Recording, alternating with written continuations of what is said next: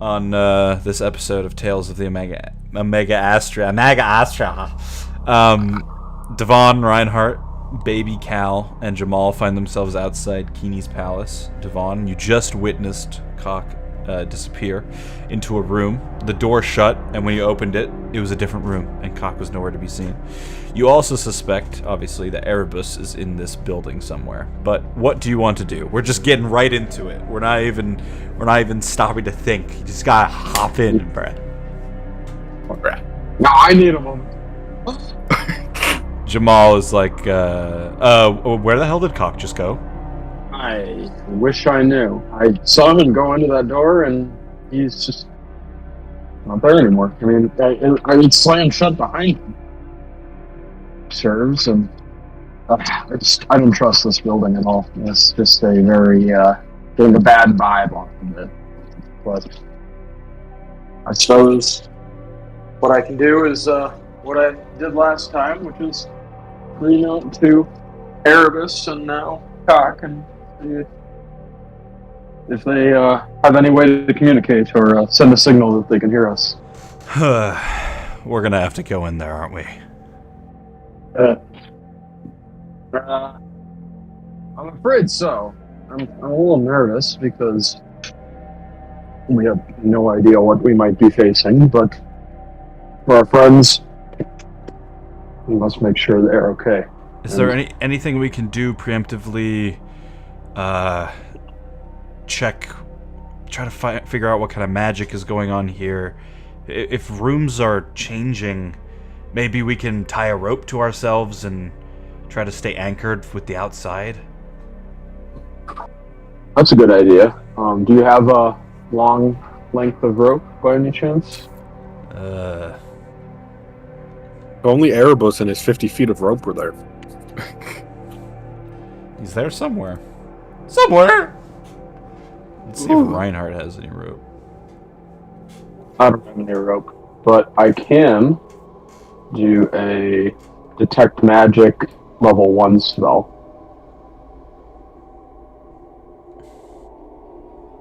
Okay, you wanna can you read to me what that does? Sure. Exactly? Detect magic. For the duration... Ooh, wow. This is not as useful as I thought. For the duration, and sense the presence of magic within 30 feet of you. If you sense magic in this way, you can use your action to see a faint aura around any visible creature or object in the area that bears magic, and you learn at School of Magic, if any. The spell can penetrate most barriers, but it is blocked by 1 foot of stone, 1 inch of common metal, a thin sheet of lead, or 3 feet of wood or dirt. So I'm guessing that it just is a range around me for the duration of the spell, which is 10 minutes. Okay. Yeah, you can sense coming from this house. Well, very strong chaotic magic,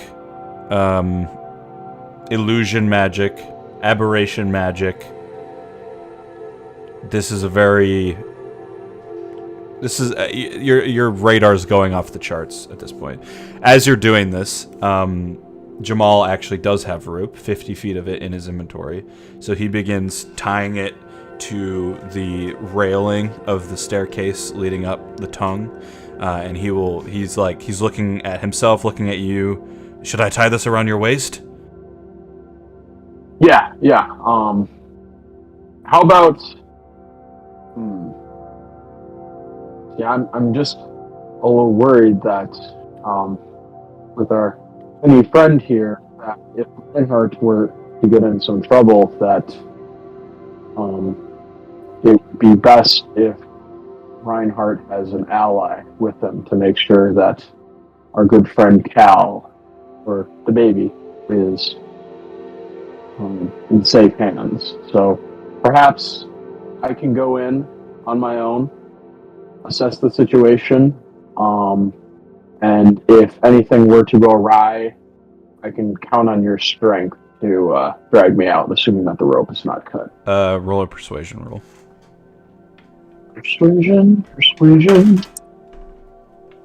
8. He also rolled an 8. You can see Jamal's conflicted. He looks at the floor, stomps his foot. I shouldn't let you go in there. I know what you're capable of, good friend, but we must think of Reinhardt and especially this young one. It could be really. I know I'm making the same argument basically again, but you both of you look at Reinhardt. He's just got this really, really high look in his eyes, like he's not really paying attention to what's going on. Reinhardt, are you okay? Are you okay, Reinhardt? All right, I'll keep them safe. Just make sure you do the same with yourself, friend. Okay, and I'm gonna lean in and I'm gonna say, okay, this is what I'm going to do if I need to be removed from the area, and I'll go in just to see that, because someone might be listening in, and I'll whisper, I will tug 3 times with the second tug being the hardest. And if anything else apart from that happens, don't pull me out, because then it's not me. All right, be careful. I will. He holds on to the rope. I'm going in. All right, you open the door. It's unlocked. The room you see in front of you is not the foyer you saw before. Instead, you see what looks to be a sort of darker, kind of like in a circus when you would have like a mind reader or something. One of their tents is what it looks like you're walking into. It's very different from what you saw before. I sigh and I enter in. Alright, you walk inside. As this happens, the door closes. The rope snaps. Ah! So you just have basically 3 feet of rope hanging off of your belt. Oh boy. You look around. You don't see any immediate exits besides now that you look back, there's just like where the tent flap should be, there's just like a wooden door. I try to open the door. The door's locked. Can I do a Arcana check? Yeah. You can do an Arcana check. You still have the Detect Magic That's true. active. Never hurt to roll. Except when you get a 6. So, I don't know shit. Yeah, what are you looking, like, what are you arcaning for?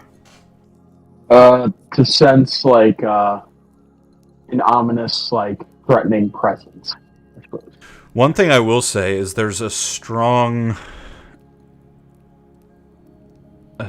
presence coming from further within the tent of some sort of magic that you don't recognize. Suppose I have no other choice, but before I advance towards this unknown magical presence, I'm going to do a perception check. Okay. Be a little better. 25. And you're just trying to see if you can figure out what this is before you walk into it, basically? Yeah, or if there's, like, perhaps a trap leading to. Okay. If you want to know if there's a trap, you can roll investigation. Investigation. Here we go. 17. Okay. You walk forward a little bit. You keep your head down, trying to keep an eye on the floor in front of you. Again, this tent comes down. There's like multiple rooms built inside this giant tent that you're now in. And so you're like pushing back cloth, trying to look forward. And you don't see any traps. You don't sense anything magically. You feel pretty confident that if there was a magical trap ahead, Detect Magic would catch it before you were caught in it. Instead, You see a tiny little wooden desk. Sort of, the reason I call it tiny is the legs are small, so it's like closer to the ground. And in front of you, sitting on a pillow, is a probably 35, 36-year-old human woman with darker skin, a bandana, putting her hair back, and just like, just like sort of circus clothes. And you just hear, "Welcome." Who are you? What is this place? What is happening? I am so fucking confused. You are in Morancy's tent. Have a seat. Make yourself comfortable. Are you Morancy? Yes, of course. So then, why are you referring to yourself in the third person? That's weird. I do not. This tent is Morancy's tent. I am Morancy. Yes, but you should be calling it my tent, not Morancy's tent. You should have said, I am Morancy and this is my tent. You're weirding me out a little bit. I suppose, but at the carnival, it is Morancy's tent. I surprised you did not know that if you walk in here, but would you like me to read your fortune?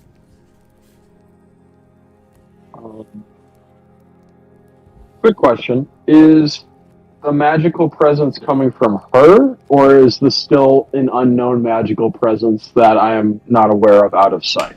Okay, so now that you're paying more attention to it, it's not really coming from her. It's coming from the deck of cards laid out in front of her. Ooh, man. Ooh. So, and what if I say no? Sitting down and you're reading my fortune. What happens then? Then no fortune is read. You walked in here. I assume that is what you came for. No, I wanted to see my friend. I wanted to make sure they were okay, and I can't leave. I tried the door that I came in, and I was unable to leave. Strange. Perhaps fate has led you here. I think something else besides fate might have led me here, and there's something that you're not telling me. If you have questions, friend, please ask them. I am being open as I can. Okay. So, if this is a tent, and we're at a carnival, then why did I enter here from a castle, in a room, from a door, where I saw my friend enter, and instead of it being this carnival fiasco that we're currently in, he entered a kitchen at the same door that I entered, and brought me here. Can you answer me that? You speak strange, however, perhaps if you truly did enter through a door and end up in Morancy's tent, then perhaps there is a strange magic following you. Perhaps chaotic magic. That is all I could think of, considering most of the people that have walked in here have been from the carnival. And I do a You want to insight her? insight check. I want to see if See she's if lying. she's lying. Yeah, okay. 16. 16. She's trying to act as normal as possible because what you just described to her sounds completely insane, but she has some sort of magical knowledge, so she's trying to logic it out, but as far as you're aware, she isn't really understanding what you're talking about. Okay.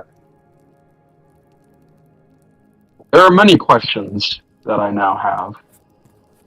I'm not sure if you are truly capable of answering them based on the knowledge that you have presented to me. So? Perhaps the cards may answer your questions. She sort of pushes them out so that you can see a bunch of them on the desk. You want money for this? Money? No. I am more of the spiritual enlightenment. I want you to see the truth, however, it may not always be exactly what you're looking for. So, hold on. You're not getting paid for this. Are you, like, a nepo baby or something like that? Like, how are you feeding yourself money to be able to sustain your extended life if what you're doing in your career is not making you money because of your own choice? The carnival provides what I require. I assume if you are here, you have... Well, apparently you did not come from the carnival. Apparently you have found another way around this, but I am not one to judge. But please, if you do not wish to have your fortune read, then it is time for you to leave. I have other people waiting. You know what?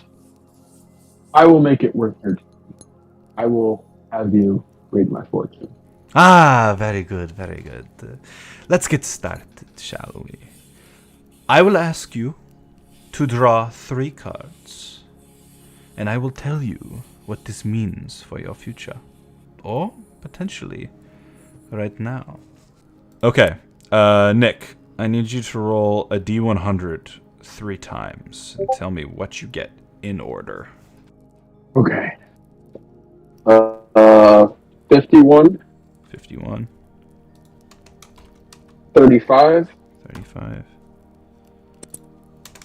17. 17.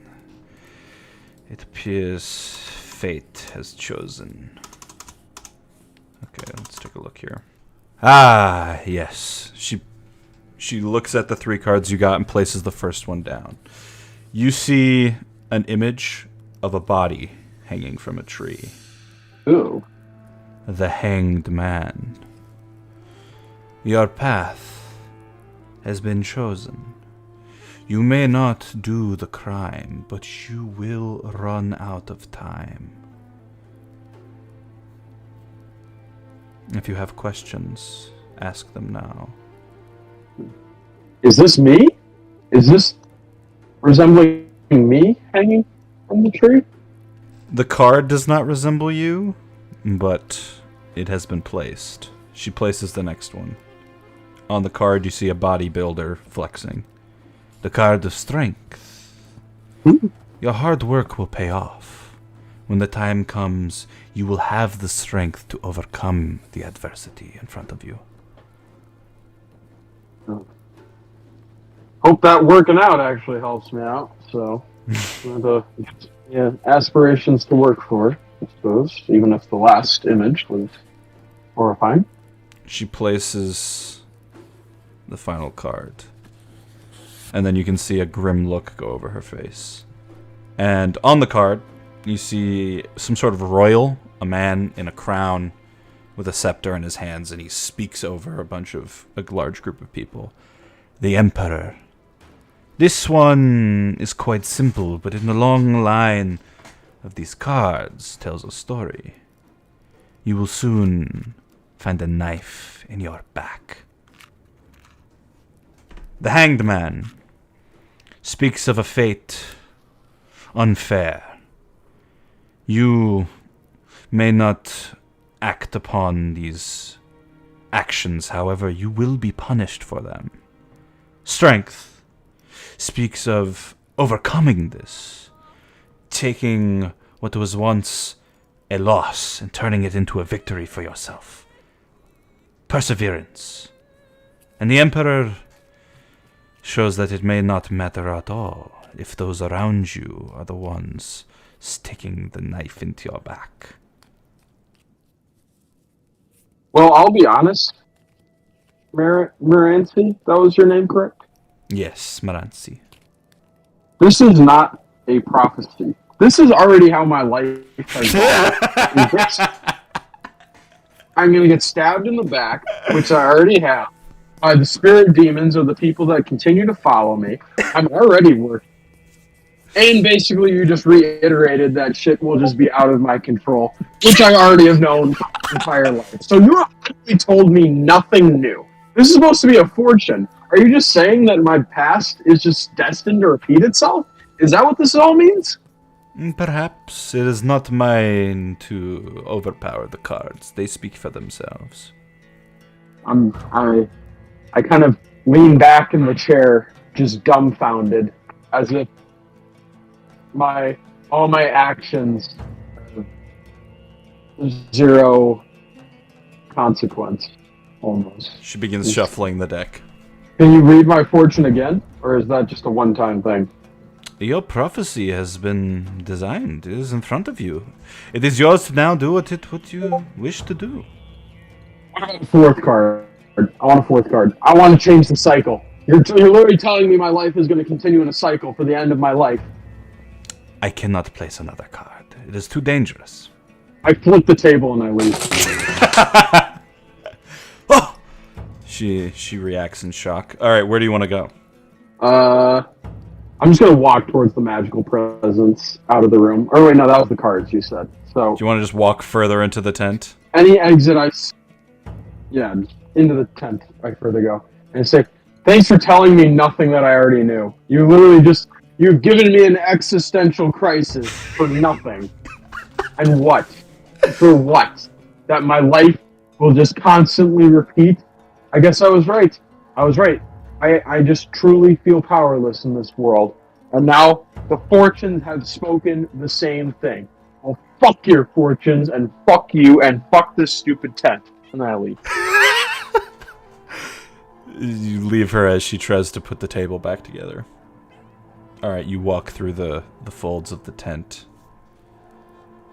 And it's Meanwhile, thick. Devan is in existential crisis, like, as this all is going on, like, hyperventilating and just, like, can't think straight and just completely on the hinge of just breaking down.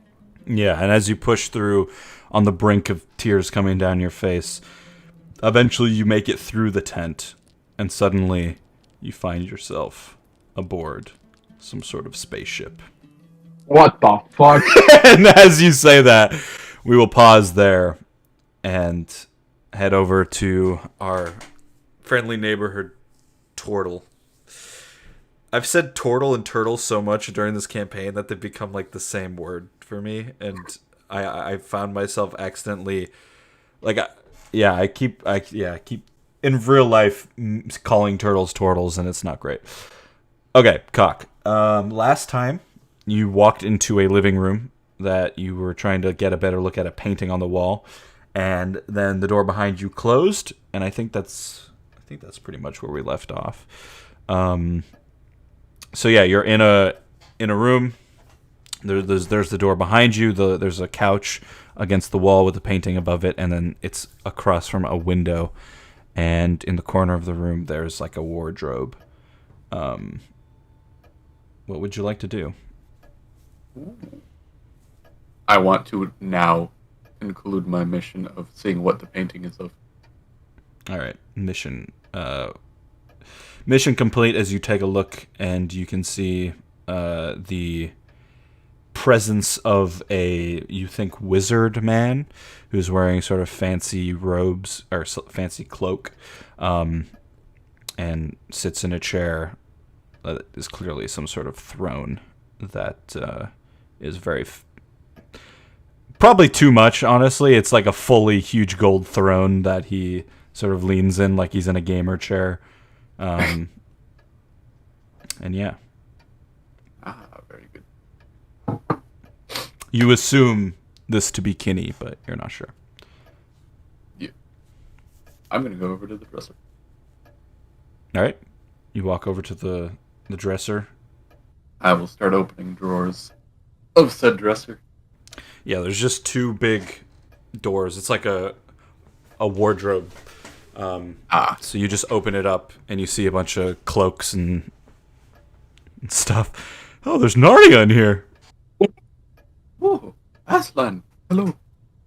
I will close the wardrobe, look out the window, and then start jiggling the door. Okay. You look out the window. Give me a perception check.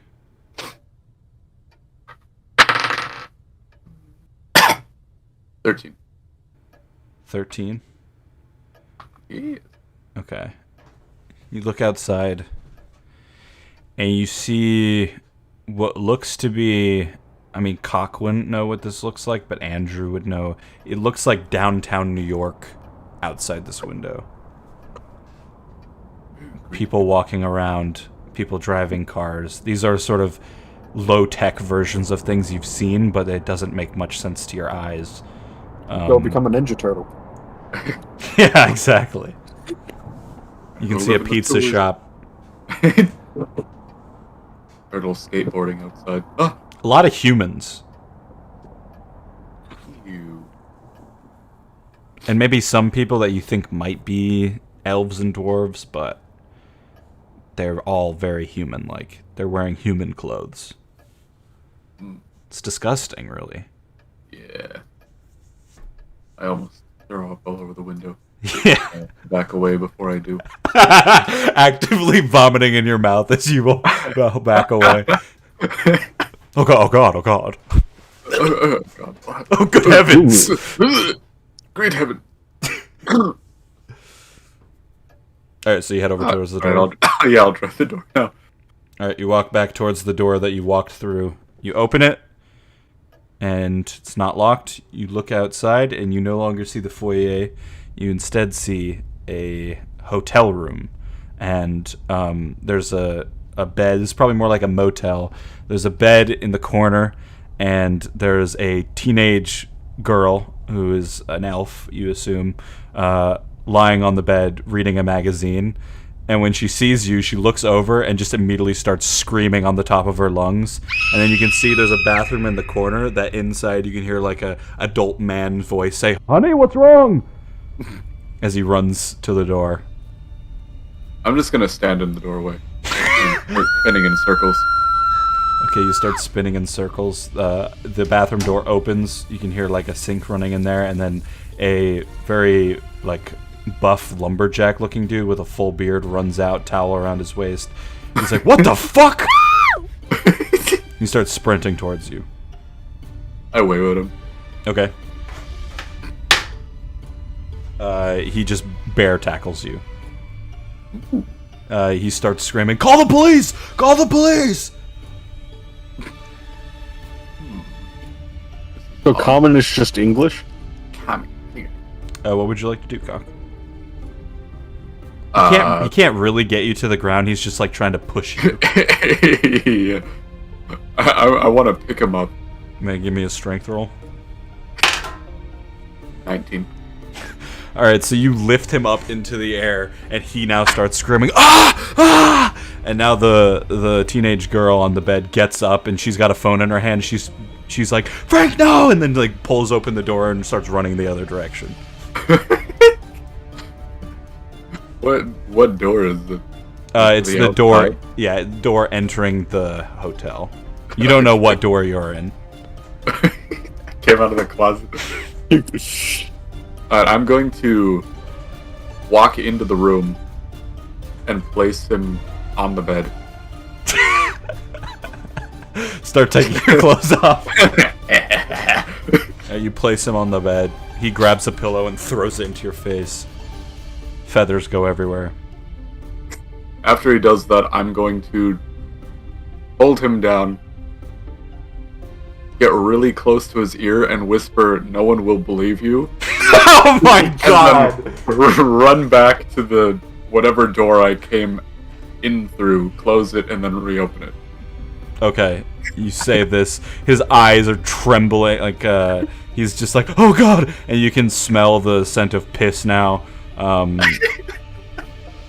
And you start running back, and yeah, you just see like this thin little closet opening as you run back through, and it closes behind you. And now, you find yourself outside somewhere. You look like you're in some sort of like, it's like evening time, the sun's going down, and you're in some sort of like snowy forest. And you look back to where you just came through, and you just ran in between two trees, and there's no door there. And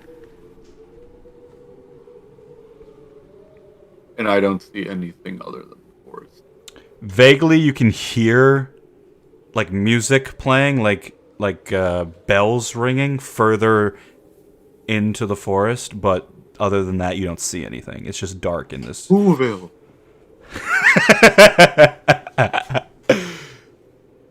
Just to make sure, I'm gonna walk back between the trees. All right, you walk back between the trees. You look between them. Nice trees. Nice. They're like thin and crooked, but they lead up pretty high. Alright, I'm gonna run towards the music. All right, you start sprinting off through the forest. Snow is being pushed either direction from your big ass feet. You make a good pace, and then you sort of get to the edge of the forest, and now you can see there's a frozen river that leads up a hill, and like it's not completely frozen. It looks pretty thin, the ice, but then there's like a waterfall that connects up to a cabin where you can see the lights are on inside. The waterfall is flowing, but it's flowing into like a concaved ice river. Am I able to get up to the cabin? Or is it... You could go across the river, but you are a large turtle and you might break the ice. You're smart enough to know that it could break. You'd have to be very dexterous to get across. Ooh. Give me a perception roll. 2. Yeah, across the river, you can see two figures moving, but you can't make out what they look like. They're just like in the distance. The moonlight is making it so you just sort of see their silhouettes, and it's hard to see who they are.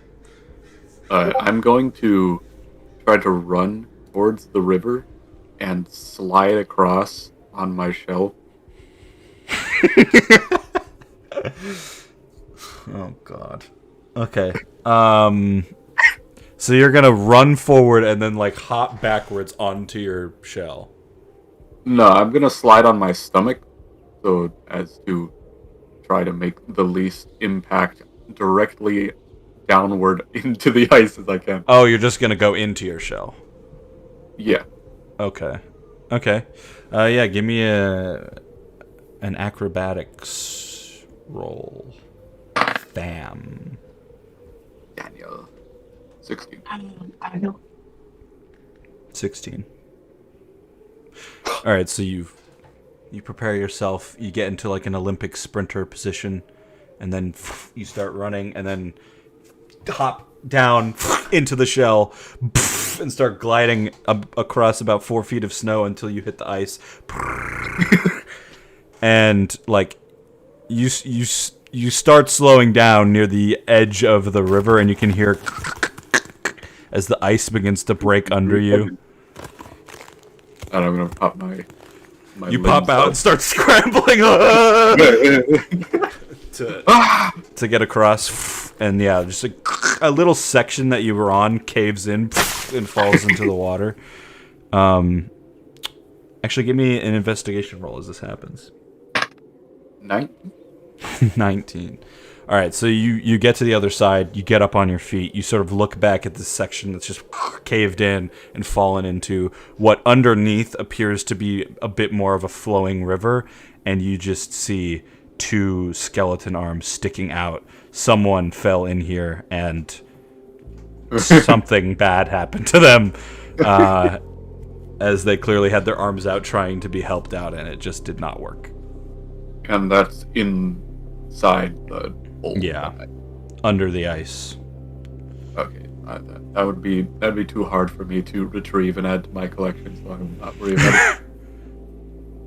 All right, you're on the other side. You can see the cabin up on top of the hill next to a waterfall. And now that you're across, it's getting easier to see.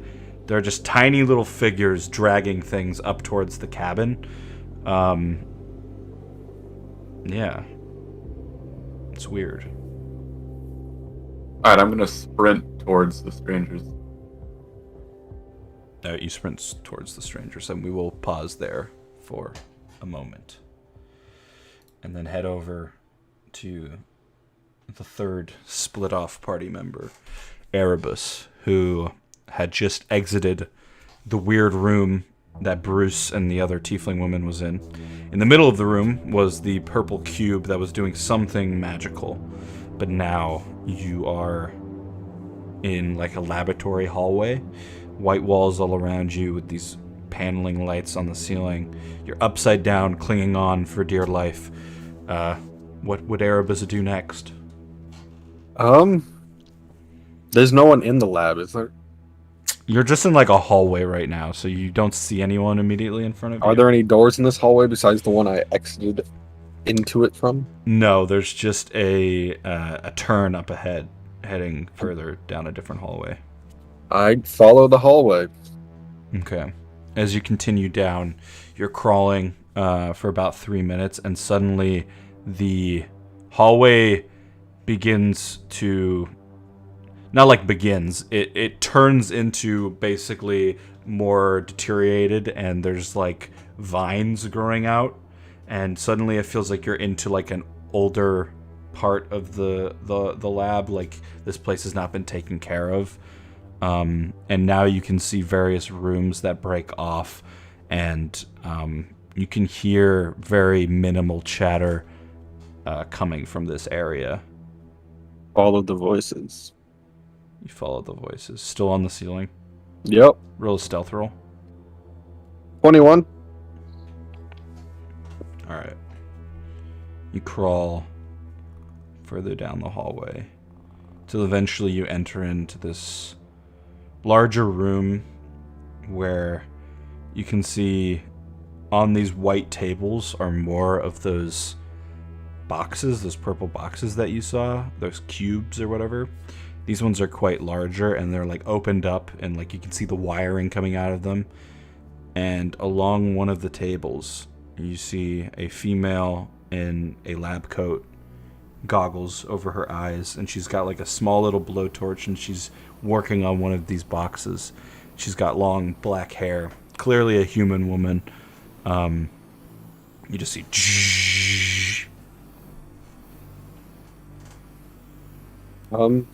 this appears to be a dead end.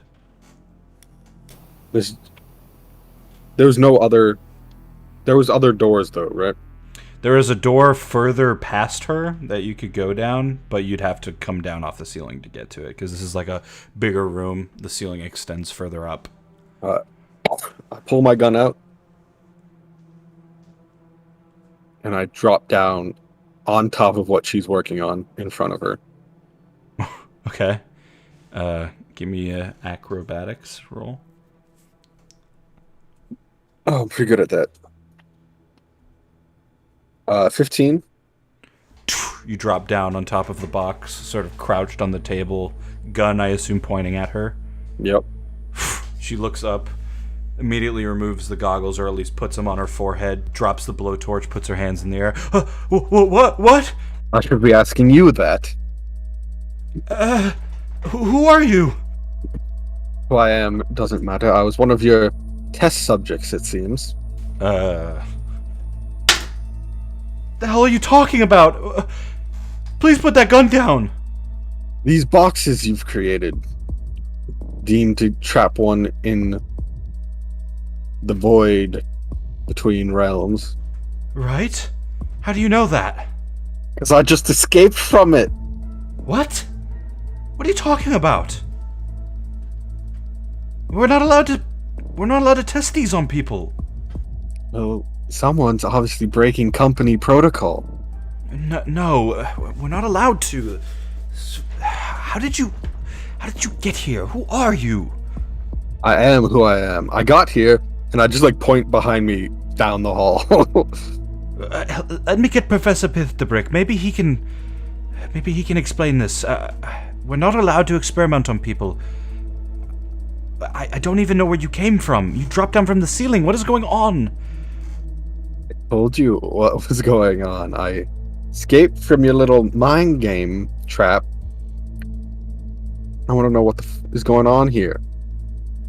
She looks very... I mean, you're still putting a gun at her. She looks very nervous. Please, let me get Professor Pithdebrick. We can work all of this out, please. You don't have to do this. I jump down from the table. She backs up a little bit. Fine. Go get your professor. Okay, she slowly turns her body and starts walking towards the door you saw. Do you follow?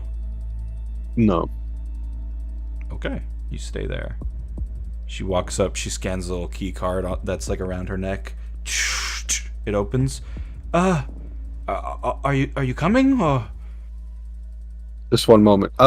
Before I follow her, I want to look at the machinery I just landed on and see if I can understand the mechanics of it. Okay, you want to make an intelligence check? Yep, I guess. No, I got a 3. I understand nothing.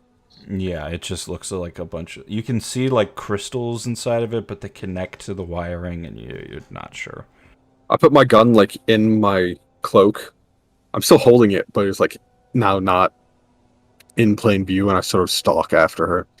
Okay. You follow her further down a hallway until she walks up to a black steel door. Knocks on it. You hear... Inside. And then suddenly, the door opens. Oh, Sheelan, what was this? Professor Piththebrick, this man, he claims that he was being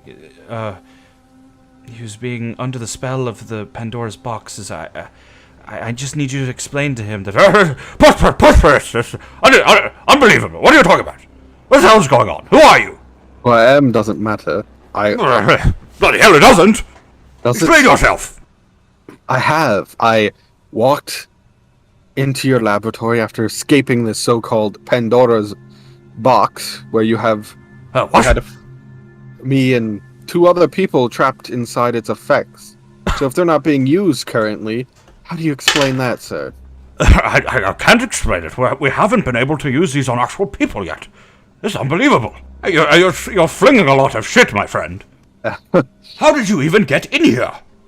This lab is top secret. Not the first top secret lab I've been in.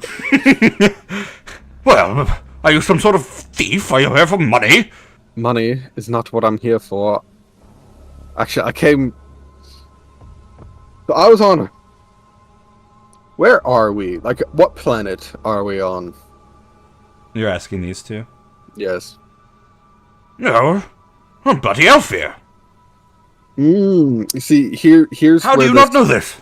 See, this is where it gets complicated. Some sort of druggie. I was just... Could you pull up... I need the map. I don't remember where we were. The world map? Or the galaxy map? Oh, is it just called Starforge? Yeah, it's the Starforge. There's many forges. This is the Starforge. Gotcha. I was just on the Starforge. Went into a... I guess Wizard's Palace, and it teleported me directly into being hooked up to the Pandora box. The Starforge, the woman says. That's where my husband works. What does the Starforge have to do with our facility? You teleported here through the Pandora's box? It makes no sense. Well, I don't think it was through the Pandora's box. I think I was in somebody's palace. I can't remember the name. Clinky? Crinkle? You want to do a wisdom or something to try to remember? Or is memory or history? History check. There should be a memory check. 19. This is 19, the one. Yeah, Keeney's palace. I was in Keeney's palace, attempting to access some materials, and I walked in, and it teleported me to a white void. And when I broke free of that white void, I was in a room 20 feet back there, with a tiefling and another human, both also hooked up to the Pandora's box. Someone's stolen our bloody designs! Give me an insight roll. 15. Okay. She's staying quiet now, but when you said Keeney, the woman next to you definitely made a face that she recognizes that name and is now trying to stay quiet. Well, bloody hell! If you came through, we need to get to the bottom of this, friend. I will help you. Indeed, but it seems your assistant knows more than she's letting on. What are you talking about? She recognized the name of the person I said whose palace I entered, and she's now being awfully quiet, attempting to stay silent. I don't... Keeney is the name of my husband, but he does not own a palace. Tell that to him. I can't. We haven't communicated in a long time. Indeed, how long of a time? Much changes over the years. It's been a few months, but Okay, not that quickly, but He doesn't have the ability. I just don't understand what it would mean. He works a simple job. He has a simple life. as far as you know, Well, yes, but I know him better than anyone. so you think. One often leads double lives, hiding themselves from those they love the most. Well, this is just strange. Well, we can point fingers all we like, but first we have to get to the bottom of this. How you got here? I guess I'd lead them back to the room I was in, see if I can. Yeah, you want to do that? Yes, well, let's see if I can even, with this strange magic involved, let's see if I can even reach what I was talking, the room I appeared in the first place. Yes, of course. Let's make our way. Sheelan, you first, since you seem to maybe know something that I don't. And he points her to go first, and she starts walking. And I direct them down into, like, the newer part of the lab, I guess. Yeah, and the professor's just like the whole time, chatting to you, but you have no idea what the fuck he's saying. And you walk back down the mossy hallway that you come from. As you head down, you can make it to the place you were, but it's different now. It's all mossy, and the door in front of you is open, but like jammed open. And this is where you came from? Indeed, but it was different. It was newer, more shiny, like the lab hadn't been worn down by years of not misuse, but well loved by those who were using it. Strange. Or perhaps it had been taken care of in some point in the future. Time can be a confusing concept that we've created. The professor, Pith the Brick, begins walking forward towards the room. And as he enters inside, he presses a button on his lab coat, and like a little flashlight shines out from where the pen pocket would be. He's looking around, and you can see now it's just like a large cavernous. Basically, it's been carved out as out of a cave, and you can see that things have begin to be built, but it's not finished yet. Can I tell enough that, like, what I saw is like the finished product of what's going on here based off of the device she was building and the room I was in? You could, I mean, if that's what your character believes, that, there's evidence to say that might be the truth. I guess I turn to them. This might seem a silly question, but what year is it for you? Hold on, I gotta remember what year it is for this campaign. Oh, that's enough of an answer for me. If it's like the same year I believe it to be. I'll say this. It's 4,427, and that's almost 100 years before the year that you're in. 100 years before? Yes, in the past. So the old man tells me this. My eyes go wide. And I'm like, well then, this is some strong magic indeed, because it appears I've been transported 100 years to the past, and that's why your husband, Keeney, doesn't appear to have his infamous palace that he does from where I left. No. This is impossible. The Pandora's box cannot send you into... It's not a time-traveling machine. I'm not saying the box is, but perhaps the palace on the Starforge was. Oh. This is strange magics. I don't like this. 100 years would be before the Great War, right? Or it would be during the war, before it ended. Gotcha. Now the question is, how can I get back? I'm sorry for accusing you of... No, this is strange. You find yourself out of your own time. Of course you would assume that we are responsible. We were the ones working on the bloody things, but I never thought they'd be used like this. You said they were keeping prisoners. It seemed that way. One of the gentlemen who I ran into within the box said he ran afoul of Kinky's enforcer, and he woke up. Keeney? It's Keeney, right? Kinky. Whatever. Kinky the wizard. The vile monster. Keeney's enforcer and wound up in the void. Well, perhaps there's more we can understand if we take a look at our own Pandora's boxes. Perhaps indeed. There's a great suggestion. Sheelan, meanwhile, just has a look of shame on her face. Like she just looks like she's upset, for sure, if what you're saying is true. Not worry. I do not blame you for the actions of your husband. Nor do I blame something that will happen in the future on you now.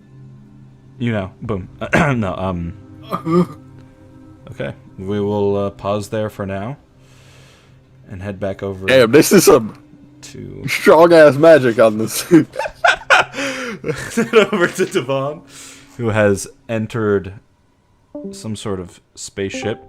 He has committed seppuku on board the spaceship. You find yourself on board some sort of dark steel spaceship. Give me... Trying to think. Give me history with disadvantage, just to see if there's an off chance that you recognize where you are. History. All the invaders are staring at him. He being straight as his right-hand man. Got a 4 or got a 12 and then a 4. Yeah, you're not sure. Just some vague spaceship. One thing you do recognize is it smells like a zoo almost in here. I look around. Are there a bunch of people? There's not a bunch of people. You think you're in some sort of supply closet, but it's been ransacked and there's nothing in here right now. Mm-hmm. And then you can see a door in front of you. I feel so powerless after talking and having my fortune read by Moranci. So I just say, oh, I guess my fate said to go through this door, and I'm like slowly losing my mind. And I'm like, oh, I do I'm wrestling with so well. Alright, you walk towards the door. It's motion censored, so it just immediately... And then immediately the smell gets stronger. And you can see this, like, goo... Weird light blue goo all over the floor. And there's just rows and rows, hundreds of these large eggs. These light blue eggs all around you. You're in some sort of incubation station or something. Is it just the eggs, or is there another door at the end of the hallway? If there is a door somewhere in this room, you can't see it because there's so many eggs. I just start laughing maniacally as I do an investigation check, moving through the room to find another door, because fate says to keep moving. Alright. That is a 17. Okay. You're moving further into the room. You're trying to get this goo off your shoe as you walk. Ugh, it's really disgusting. You move further through. Somewhere in the middle of the room, something catches your eye. Peculiar. All of these eggs are this light blue, and they're various sizes, anywhere between 2 feet tall and 3 feet. Just various ranges. And then, you just see an odd one out. There's just a sort of dark gray egg that catches your eye. You don't see a door yet, but you just notice this. You think it shakes a little bit. I walk over to the egg. Yeah, you walk up to the egg. You feel a slight moment of calm as like this. It's kind of adorable the way it shakes a little bit, and then fucking Discord. There's a little crack beginning to form in the egg as it shakes. I continue to watch. You just stand there over it, looking at it. This moment of calm extends as the very top part of the egg cracks all the way around, and then the top flops off into the goo on the ground. And then poking its little head out, you see what you think is a baby turtle. I know you. I just point at the newly birthed turtle. You're a cock, you say. No. Oh. And that's how I got my name. And as you point at it, it begins to open its mouth to yawn. And as you're looking into it, it's almost like its mouth becomes this swirling purple kaleidoscope. This energy coming from it. It's this endless energy. And I need you to make a wisdom saving throw. Shit. 22. You can feel this power trying to pull you in, distract you from what you're trying to do. But you shake it off, and you like cup the turtle's mouth so it just closes it, and you're fine.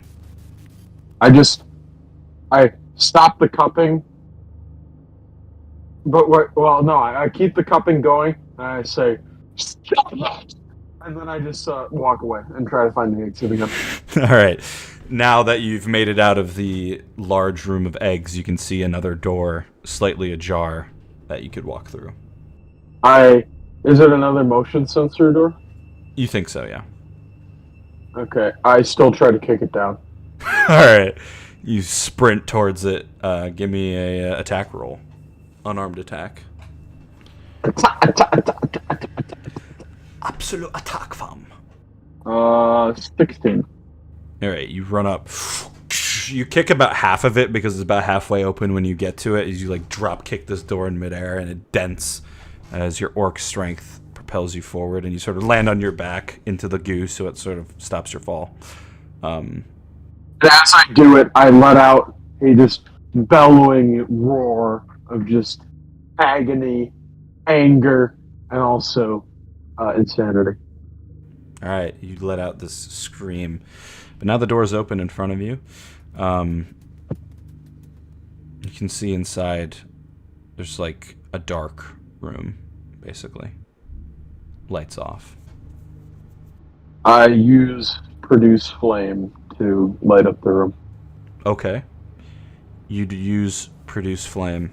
When you light up the room, it leads into a larger hallway that looks to be built out of different metals than to the ship that you're currently stood on. And you just notice blood all over the floor instead of goo. Seeing the blood, I start laughing maniacally and I scream out, "Get some!" I'm so ready to just fucking go into combat. I resisted every urge in my body to just be like, yeah, I'm gonna destroy every egg in this room. Shit. Alright, you scream, "Come get some." Mm-hmm. You don't hear anything. I just start like bellowing screeches. I just want anything and everything to know that there is something, and that something is ready and as almost insane as probably whatever did this. And then I just continue marching into the room, and I stomp my feet. I'm trying to make as much noise as possible. I'm like, if I have the produce flame in one hand, and I'm like banging my chest with my fist with the other, and I'm just like... Okay, as you walk through, you march through the door. You're in this hallway, and you look down the western passage, and you can now see a battle going on as tons of innocent-looking orcs run for their lives as these crew of heavily armored, spiked-edged orcs just start slashing and killing these orcs that look like they're on the crew of the ship that you're on, and they're running for their lives. How far away would you say they are from me? 20-ish feet down the hallway. The only reason they don't see you is because they're actively, you know, fighting. I run towards them. Alright, you want to roll initiative? I bellow and screech, and I say again, come get some, as I roll initiative. Okay, we're gonna roll initiado.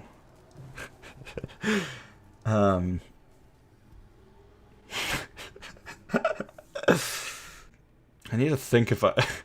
Oh, this should be fine. Basically, the downside of that fortune, of basically telling me that my fate is destined to repeat myself, is now my character says, fuck it, I have nothing to lose. You're right. Okay. Yeah. What'd you get for initiative? 10. 10. Alright. I'm actually kind of looking forward to this, to be honest. I have a question too, is right before combat starts, could I cast Shield of Faith on myself to give myself an AC boost? Yeah, you can say you did that before you ran in. But I will definitely do that then.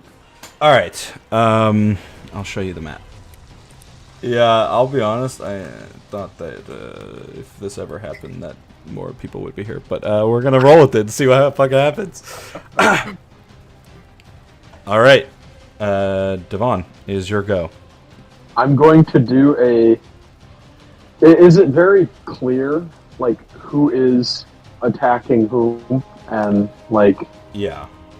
So the red outline, the red and blue outlines are the heavily armored. You recognize these as Megru death squads, and they are actively attacking the sort of brownish outlines, who are all dressed in like ship outfits. They look like they're crew of the ship that are being attacked. So it is this guy. Yes, and you recognize the big bad orc in the middle as Dredge Merbolg Vagard, who's like the orc Hitler that I described at one point. I scream out, and then I cast fucking guiding bolt going directly at him, and I just unleash all of my fury. Attack! And this is gonna be a level 3 attack. Holy shit! Nice. Oh wait, actually no, I'm gonna cast Spiritual Weapon. Okay. I'll save that for this. So I'll cast Spiritual Weapon, and then it's gonna go towards Orc Hitler and try and fuck him up. 21. Yes, that'll hit. Are you attacking with the spiritual weapon? Yep. Okay. And that will do 6 damage. I'm gonna stand back and say, I know who you are. And but I don't move forward because I'm gonna start charging up fucking like a Super Saiyan, basically. Okay. You start charging up. You can hear Dredge looks back, as well as some of the other ones also look in your direction. You just hear Dredge say, "It appears some of you have some fight in you." Get some, you pussy! And start with her. She's going to just attack the person directly in front of her. Okay, so you see this heavily armored female orc. She's got this other orc woman like pressed up against the wall and just jabs a blade into her stomach, and the orc just falls to the ground, bleeding out, dead. Then, Dredge. Does your spiritual weapon have attack of opportunity? Okay, no, it doesn't have opportunity attacks. Okay, Dredge is coming straight for you. He just runs up. He starts as he's running towards you, he starts banging his sword on his steel armor, and he's like, "This is gonna be fun!" Laughing in his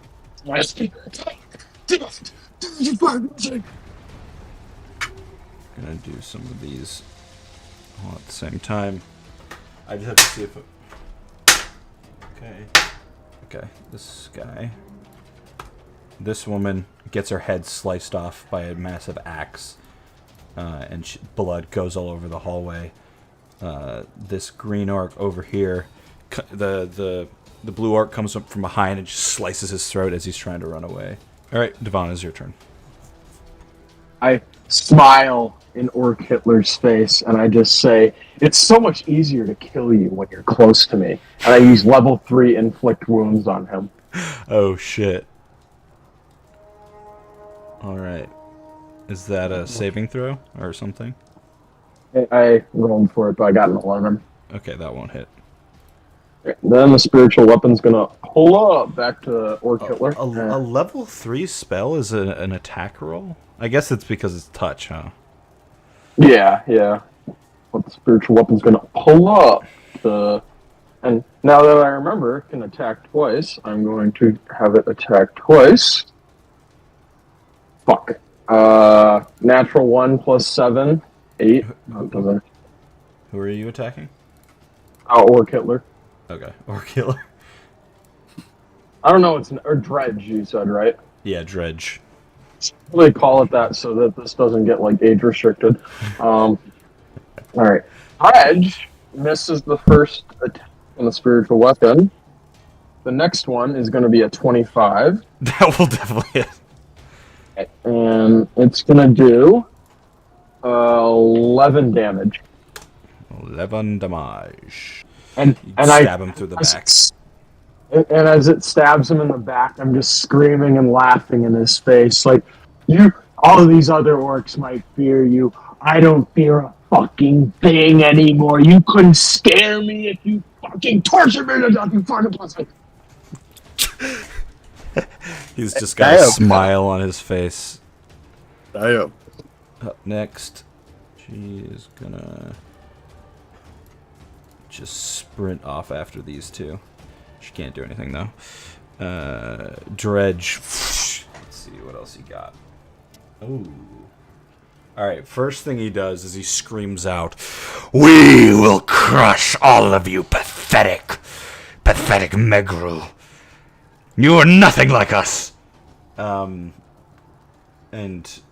that does something. And then he's just gonna swing down on you with this ragged sword that looks like it's falling apart as he swings it. But that will be a 10, so that will not hit you. Stupid bitch, you can't hit shit! He's gonna swing again. That'll be an 11, so that will not hit you. I'm just So you laughing. dodge these attacks. Laughing like the fucking Joker. I'm just... Is that the best you can do? I heard better stories of you, but it looks like you can't aim and hit the side. You will pay for those words. Meanwhile, back again. Back at it again. Back at it again with the white vans. Only one of them's gonna hit. It's Devan's go again. I just laugh maniacally, even more so now than before, and I try and use level 3 inflict wounds once again. Alright. Oh, damn it. 13. Will not hit. And spiritual weapon will try again. 22. That will hit. That does 12 damage. Alright, so it jabs him in the shoulder blade. And natural 20. Let's fucking go. Oh, shit. That's already 12 damage out the gate, and I'll roll the d8 one more time. And that is 14 damage. 14 damage. Another jab in the back. Spiritual Come on! weapon attacking him from behind. He's like sort of dueling your spiritual weapon in this like Jedi battle. Starting your back, you fuck! I'm running out of insults, and I feel like my character grows even more and more insane. Where it's just laughing even more maniacally, just seeing Dredge just especially that he got upset over what I said last, like that inspires me to be more happy, and I just start laughing even more and more. I'm not laughing more already. And that's all I'm gonna do. Okay. At the end of your turn, you see the orc body that was slain about 10 feet up ahead of you in the hallway. They don't get up, but you can see a blue ethereal spirit stand up out of the dead body and just stand in the hallway staring at you. Just laugh at the spirit, too. Like, ah! Meanwhile, this orc guard is going to attack and slay this orc woman. Death upon her this day. Dredge, meanwhile... Alright.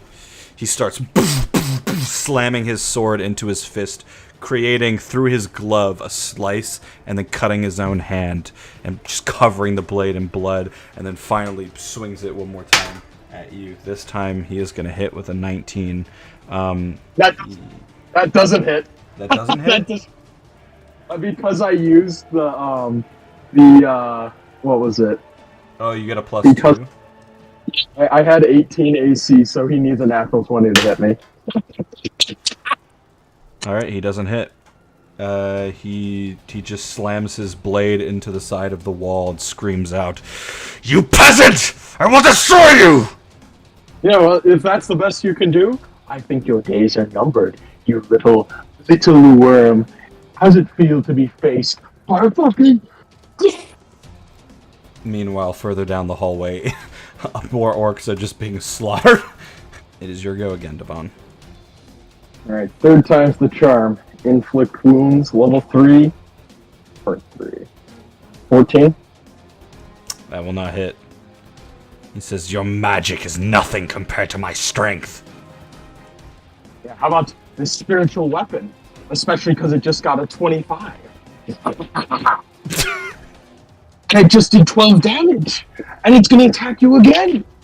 And that's gonna be a 20, unnatural. And now it's gonna attack again! And it's gonna do 7 damage! How about that stabbing magical? Maybe I can't touch you, but I can stab you. It's only a matter of time until I hit you. Then you will know the full force of my power. And then what? I don't kill you. If you kill me, you're just doing me a fucking favor. Jesus Christ. And It's truly a terrifying scenario where you just don't care if you die. Alright. All of the orcs have been finished off. Okay. Dredge. He's gonna slice his other hand. Natural 20. Is that... Oh, fuck. Okay. So that's gonna be... Fuck, I don't have the right dice for this. Sorry, I'm unprepared. I didn't think I'd actually hit you. Fuck. My immersion is broken and my day is broken. That is 17 damage. 17 also gets rid of a magical armor, because that was a concentration focus. Oh. Well, you can make a concentration check for it. Or saving throw? Or... Yeah. I don't know what you... I think you just roll a d20, maybe? Let's find out. 3. Yeah, let's not go. Okay. Yeah, the shield goes away. Oh, fuck. I forgot something was supposed to happen. I'll just do it now. At the end of your... Technically, it's supposed to happen at the end of your turn. You can now see the spirits of the other dead orcs begin to leave their bodies and stand in the hallway and walk towards you as the actual living death squad also approach. But it's your go again. That felt pretty good. Let's see if you can do that one more time. I'm going to use 1, 2 inflict wounds. Maybe this time we'll hit him. Okay. Come on. 16? That'll hit. Let's fucking yeah. Sorry, I got a little too excited there. Let's fucking go! Really getting into this. Alright. 4d10s and 21. 21 damage. 21. And Can the you spiritual do weapons. something for me? That's going to be a 21. That hits Oh my 2. god. and that's going to do 7 damage. It's going to attack again. That's going to be a natural 20 again. Oh my that's god! 8, and it's going to do, on top of that, 3 more damage, 15 damage. She. I'm bleeding. I'm just still laughing and just losing my mind even more than I already did. Come on, Dredge! Come on! Come on! You're getting a little less for wear there, buddy.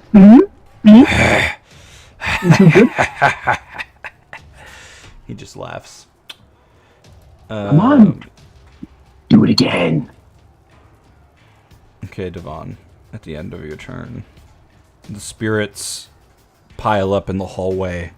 They all stand and watch this confrontation, the battle between these two orcs. As you're slowly losing your mind, you see them in the background as you're focused on the battle, but you can see them. And then you see someone stand at the front of the group of orcs, or the group of ghost orcs, I should say. But you're too focused on the battle. You can't tell who it is, but someone has pushed to the front. The other orcs just move forward. Dredge. Well, he does look a little bit tired now.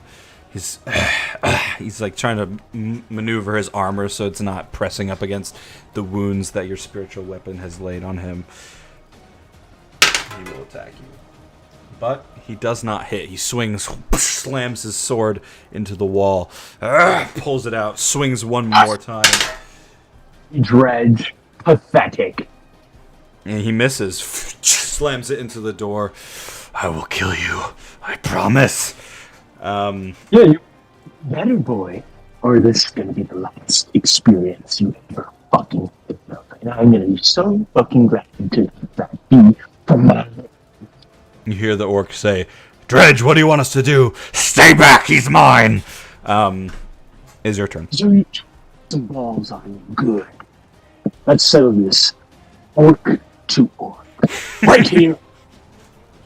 You're like some fucking Nicolas Cage character or something. Yeah, that fortune teller did me some good. It really spiced up my character. Yeah. I'm gonna use inflict wounds level 2 again. Is this gonna hit? Is this gonna hit?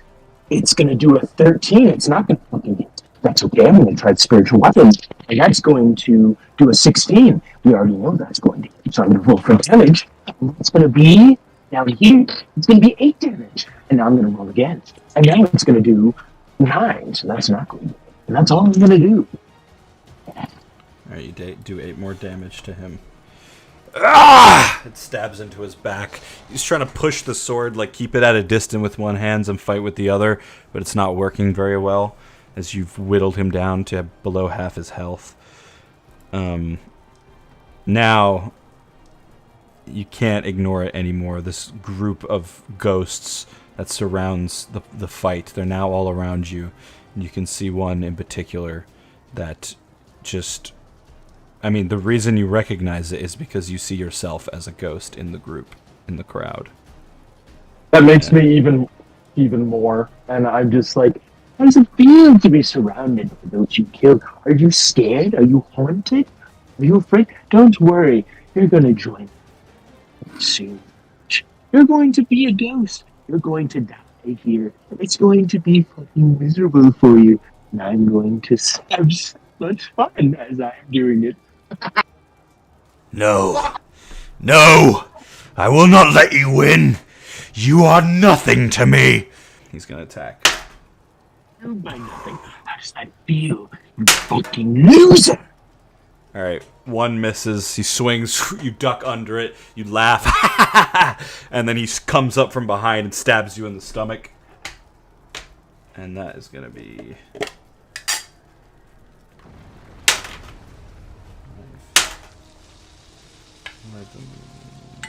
15 damage as he stabs you through the chest. Stop talking! Oh, I'm gonna keep talking. I'm gonna keep talking to my last. Maybe you can finally make that happen sometime soon, hmm? That's a good one. Alright, it's your go. nothing present, and you can't even kill me. Fucking pitiful.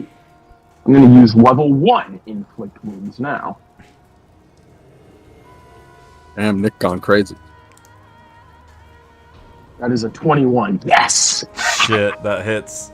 And that's gonna do 1. God damn it, that did only 7 damage. That's okay. Because now it's the spiritual weapon to attack.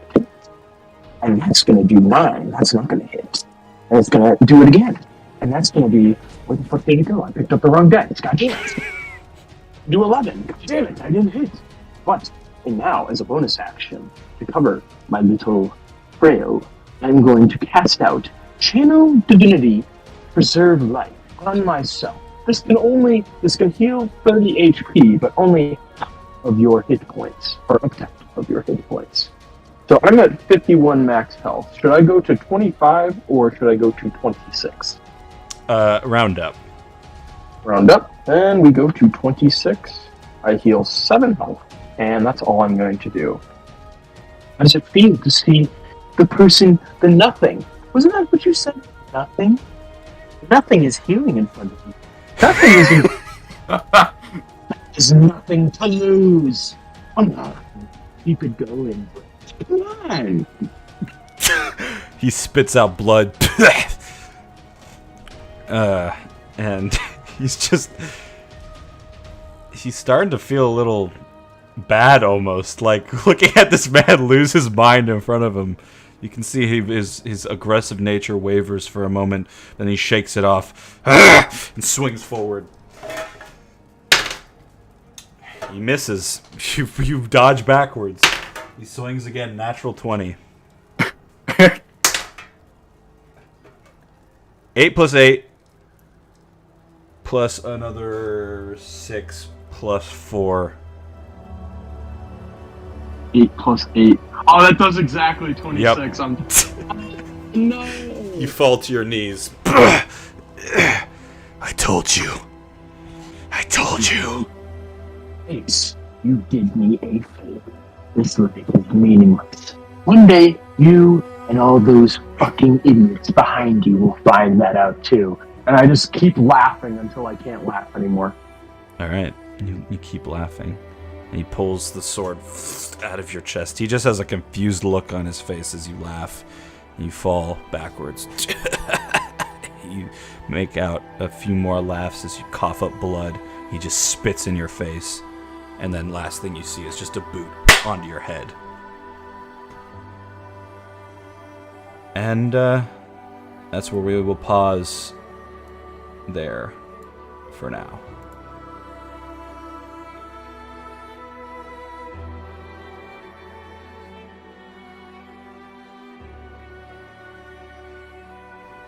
And we'll head over to Cock, who is, I believe, heading up towards a cabin in the woods. Let's change the direction a little bit here. And yeah, gonna have to figure out what the fuck that all means. Okay. Cock, that's what you want to do, right? You wanted to head towards the cabin? I was sprinting towards the 2 figures. Oh, okay. You're sprinting towards the 2 figures. Yeah, it's getting much darker, but you can see that these 2 small little figures in the distance have lanterns on them as they drag a large sack of something through the woods. And you run up on them, and instantly you can see that these are 2 goblins, and they're wearing like winter clothes. They're wearing nice sweaters, a coat, a hoodie, just a hat over their heads, and like scarves and stuff, and gloves, and they're dragging this large red sack through the woods.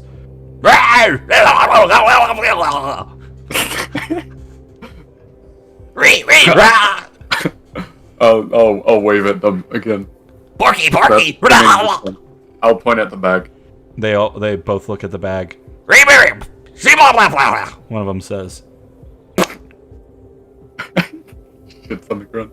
I will pick up the bag. Just take it from them. You go to grab the bag. Strength roll. Actually, roll a dex roll. Runs off into the woods with a stranger's bag. You said Dex? Yeah, Dex. Give it sacks, man. 19. 19. Okay, so you start walking over towards the bag to grab it, and they both just start running towards the cabin with the bag. They're like dragging it as fast as they can to get away from you. And you can see they're heading towards behind the cabin, like leading up into it. You can see like a larger door that is just open. And you can just hear as they run. Yeah, I'm gonna run after them to try to get the bag. Alright, so you sprint off after these two goblins in their winter outfits. The large sack in your sight. And, Will be mine. you follow them into the house. It's warmer than the outside. As they make it inside, they just start going, and you can hear a bunch of other goblins inside go, and like just noises happening, and one of the goblins runs up a stool and slams a button really hard, and then suddenly like a garage door starts coming down behind you, and you're looking around and you can see what you're inside of is clearly some sort of workshop. You can see a bunch of tables set up where little goblins are hammering away on wooden contraptions and various things. You can see someone sewing a doll in the corner, and they're all just looking around like, huh? And then two goblins start communicating and pointing towards you, and they start doing like a little like scary dance and like miming you chasing after them, and they're like, oh, and then one of them walks up towards you, and this one is wearing a leather jacket and sunglasses, and you just hear, what do you do? He squints at you. I'm lost. I'm Pork. Nice to meet you, Pork. Nice to meet you, Lost. Do you have any doors here? We have many doors. Fantastic. I'd like to take a look at your doors. Oh, be very careful. If Xantar finds you, you will be sent to the grave. Do you know where this Xanthar is so I can avoid him? He's upstairs preparing for the night. Sounds good. I will try to avoid the upstairs. Oh, very good. Do not take any sacks. There are sacks. What's in the sacks? Oh, various things. But if sack goes missing, Xantar beat my ass. Okay, I don't want your ass to be beat. No, me neither. You see the problem here. I do indeed. I will walk off in search of doors. Alright, you start walking up the stairs out of the sort of garage area into the main workshop. And you just see, there's just tons of little goblins running around dressed in like these nice little sewn outfits. There's a large fireplace on the northern side wall. And then, you can see this wooden staircase leading up into further into the cabin where you assume Xantar is. It's a very busy place. People are like finishing up something, wrapping up a little gift, throwing it into a sack, and the sack gets tied up and thrown onto a conveyor belt that goes off somewhere into the cabin.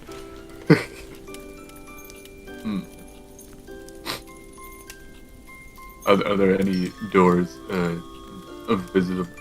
Yes. The only door you can see is the door that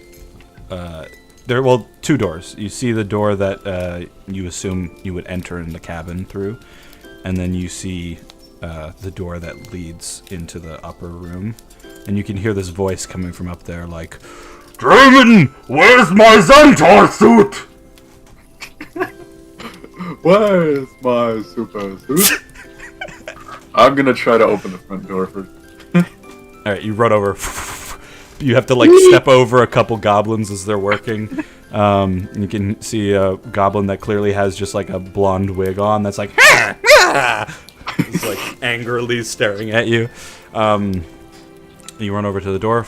You open it. Immediately, the wind from the snow starts coming in, and you just hear someone saying, it's like one of his toys gets blown off the table and smashes into a million pieces. He gets down on his knees, tears in his eyes, just slowly rises the pieces with his hands. I close the door, run over to the goblin, give him a kiss on the forehead, and then... Alright, you give him a kiss. He just looks at you like, They keep farting at me.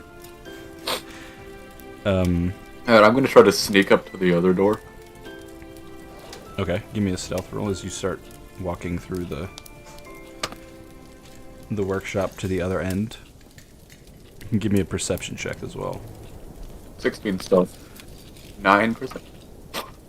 9. Okay, so as you're sneaking across towards the wooden staircase, you see and hear a thing. So upstairs you can hear someone stomping around, complaining about the lack of milk or something.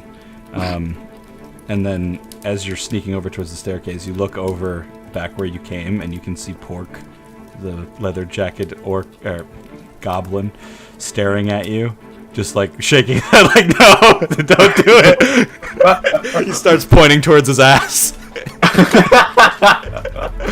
I smile at him and give him a thumbs up.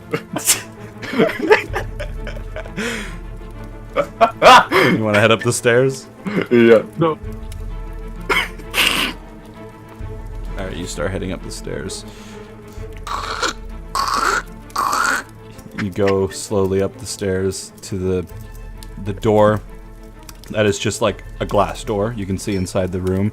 There's just like a modern office in there, something you'd expect in like an Apple place, where like there's just like a nice little glass desk with a laptop on it, and there's a fancy leather couch in the corner with a plant next to it, and there's like a small bookshelf that's just has like video games on it instead of books.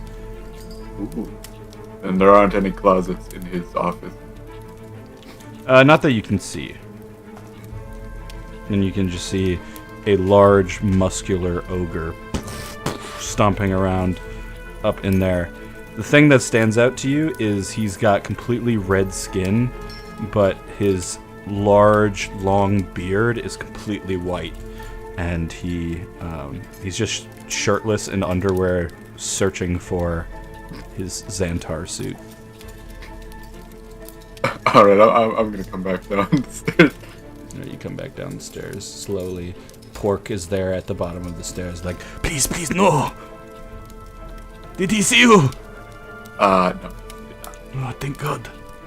Last time we had strangers, I got beaten by a catfish. Ooh. Where exactly are we? Other than Xanthar's workshop? Xantar Claw. Yes, Workshop. Xanthar Claw, of course. We are in the Forbidden Forest of Krakomar. Right. Is Krakomar the planet, or, What? what planet are we on? I do not know what you mean. Sounds good. I do not know what the planet is. Please, sir, if you get the opportunity, save us. I do not want my children to grow up in this place. It is torture. We are slaves. What do you want me to do? I do not know. I do not know what the outside world looks like. I see the forest. I see the cabin. I get scared to leave. You want me to take care of Xanthar? Who? You know, make him go to sleep? Oh. Forever? Maybe that would help. I do not know. But Alright, sounds good. Is that You start walking up the stairs. Hide your Play butt. Wes. I'll walk back upstairs. You walk upstairs. You can see Xantar, the ogre, is sat at his desk, tiny little desk chair, and he's like clicking on the laptop, and it's just like clearly it's been broken by now, but he's still trying to get it to work as he just slams his giant thumb down on the keypad. I would like to open the door. All right, you open the glass door. It swings open. Did you find my suit? Ho ho ho. I came to look in here, but we have not found it. Oh, damn it. Well, if you do, let me know. Did you check in the The what? I'll look around his room and start checking in places without Alright. finishing my sentence. You walk inside, start looking for it. Finally, someone with some initiative around here. He gets up. So yeah, you start looking through. You looking between the cracks of the couch. You look through the bookshelf. Behind his desk, there's a large metal locker that you walk up to and open it. And in there, you see a large red cloak that has white detailing. And yeah, it looks very fancy. And you almost get like a weird magical energy coming off of it. I will take the Xanthar suit out of the locker. Alright. Sir, is this the Xanthar suit? Oh, you found it. Thank you. I did not know that. Would you like me to place it on your desk or just put it back in the locker? Oh, just hand it to me. There you are. I did not know Drisses began hiring your kind. What kind of goblin are you? When I was born, I was clearly a bit larger than the others. Some would call it an anomaly, some would call it wrong, but I prefer anomaly. Well, maybe if some of those pipsqueaks downstairs had a large shell on their back, they'd be more useful. He wraps the cloak around himself. Hey, watch this. Billow! And the cloak just starts billowing behind him. Ooh, Yeah, you like that. very nice. Ooh, I do. Quite nice. Who made that? Or where did you get that? My mom made Very it. cool. Oh, Hey, well, it was very well made. hey, Yes, can I tell you something? of course. Listen, I'm having some trouble, okay? I don't think I'm gonna be able to make the trip tonight, and I don't know how to tell everybody. What do you think I should do? Why don't you think you can do the trip? Well, I've got something else going on, and I'm not really comfortable talking about it, but it's pretty important. But I don't want to let everyone down. All the boys and girls across the world. I'm all ears if you want me to brainstorm some solutions for you. Yeah, I mean, what am I gonna do? If I let everyone down, they'll stop believing in Xanthar Claw. But if I don't go, maybe my own dreams will be smashed. Oh, what are your dreams? The truth is, I want to be a famous dancer. And I have my audition tonight. But if I don't make it, I may never get a chance like this again. It had to happen on this day, on Gripsmas of all days.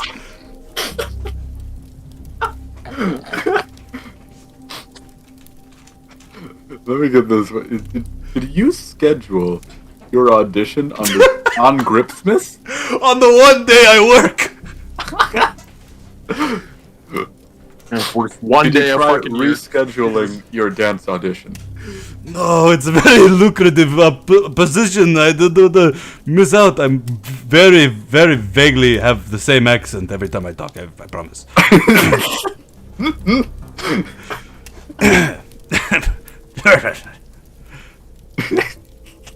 I don't know what to do. If everyone stops believing in So many Xanthar, weird words. Xanthar Claw, are there any negative effects on you? Yes, Or yes. Anyone? I will lose all of my magic. Okay, that would be bad. Yes. Yes, very bad. They have to believe. Whoa. I heard. Yes. Here's an And- idea. The magic would help in the acquisition of your dreams as well. So we got to Exactly. dream alive. If I don't have my name and my magic, what am I? I have an idea. What if I give the cloak to you, and you deliver the presents? Does that give me the power of Xanthar? No, but it will allow you to head into my secret cave and access my sleigh. Oh, carried by the 9 horses from hell. Ooh, I actually want to see the sleigh now. Each spikier than the last. You had me at hell. Rudolph the chainsaw-teethed hell horse. Sounds good to me. I will try my hardest. You go achieve your dream. Yes, I must show you the cave. Come now, quickly. Show me. Listen, we're running out of time. I need to get to my dance recital. Yes. Alright, so he grabs your hand and starts leading you down the stairs. You can see Pork is now returned to one of the tables, and when he sees you, he's just got this look on his face like, what the fuck? How did he get into the good grace of this guy so fast? I give him a thumbs up. He just starts pointing at his butt again as you exit out through the main door and start running through the snow. You can see further, he's heading towards the waterfall, and he just starts pointing up towards where the waterfall opens up. Yes, in there, that is my cave. However, I have to stop the water, for if you enter the water without me stopping it, you will die forever. Oh yeah, I saw the corpse over there. Wait, what? What? Are you not one of my employees? No, I was looking for your Xanthar suit outside. Oh, good. I got very concerned for a second. Ooh, that would be bad. Well, yeah, it seems to be up to snuff. The water. The water's doing wonders. Good. Alright, so he starts putting his hands out in front of him and waving them. You can see 2 stones extend out from the cave and push up so that it creates a cover, and the waterfall goes around it instead. Okay, now quickly, you go, and I'm gonna dance my fucking ass off. Yes, sir. I sprint into his secret cave. Before you get all the way there, he turns back around. Wait, what was your name? Lost. Okay. He turns back around, and wearing this large ogre's cape, you run into the cave, and then suddenly you find yourself in a large stone chamber. And we're gonna pause there. And we're gonna let William play D&D again. Let's go! Let's go. This Okay. shit's wild tonight. Oh my fucking god. I'm trying a new style of it. I'm kind of liking it, to be honest. Okay, Erebus, what would you like to get down to? Did you come up with any ideas of how to solve your current predicament? Where is he at this point? He's still in the hallway with the mossy walls, stood between Professor Pithdebrick and Sheelan. And last they checked, he came up with a theory that they were in the past, and that is where that ended. What would you like to do? I don't know. Scream into the ether. I live here now. Just lose your mind. It makes it more fun. It's true. I guess start doing research with the professor. Okay, he takes you back to his office, to learn a bit more about the Pandora's box. Essentially, the device was originally created as more of like a, not necessarily VR, but like a mental VR where you can escape into your mind, and create worlds. Not necessarily entertainment, but more the government was experimenting on various things. He actually tells you a bit more than you'd expect, that there's a whole group of scientists spread out around Elfir that are working on different projects similar to this, that are just like weird experimentations. But this one in particular was focused on, like, this research facility was focused on the mind and how to unlock the possibilities of it. But you go back and forth talking about the Pandora's box. Sheelan, meanwhile, stays relatively quiet as she listens to you all speak. You all as in the two of you. I suppose the first order of business would be to figure out if it would be possible for me to be sent back to the future in the first place. What exactly were you looking for inside of this palace?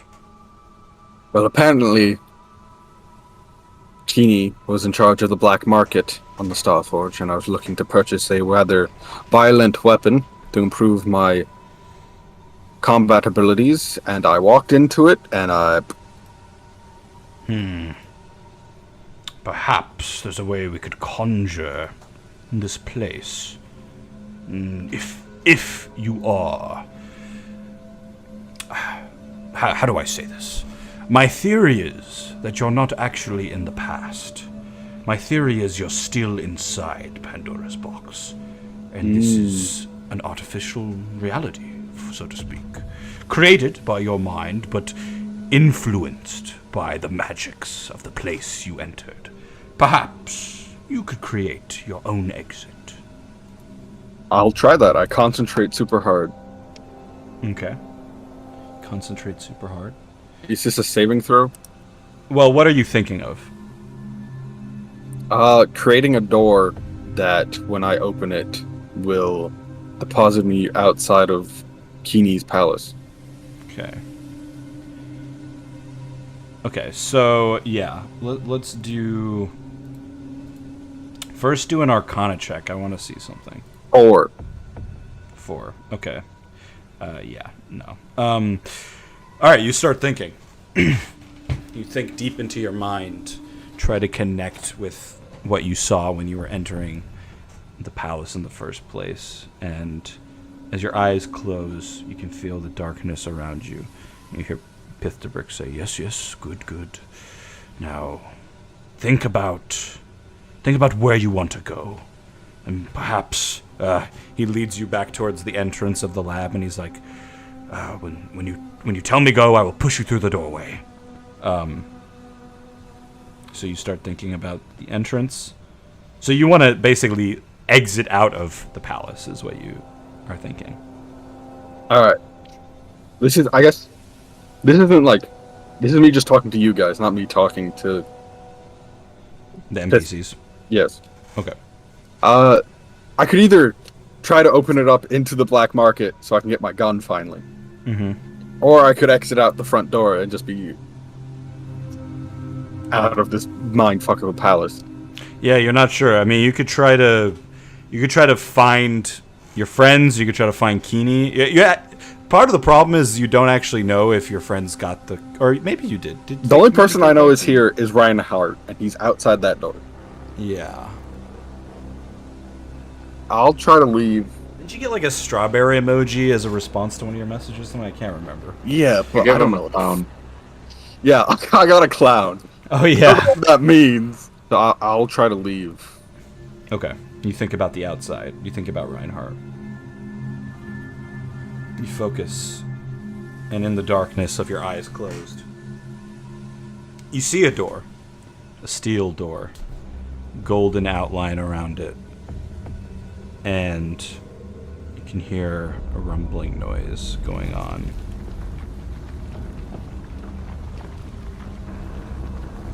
I approach the door. You start walking forward. You hear Pithdebrick, all right.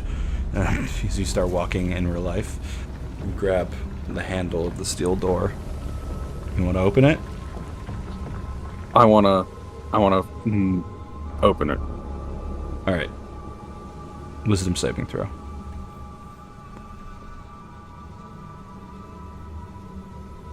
$14.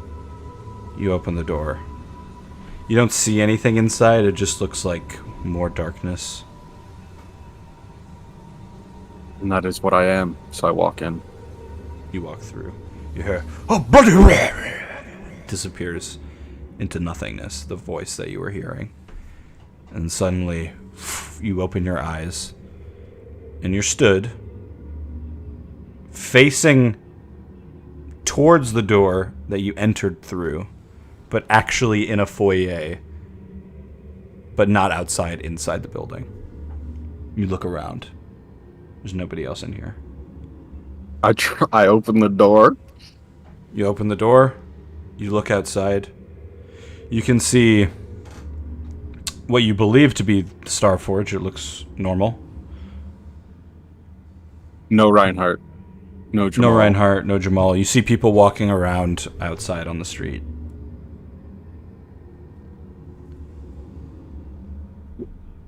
I don't trust it, and I shut the door.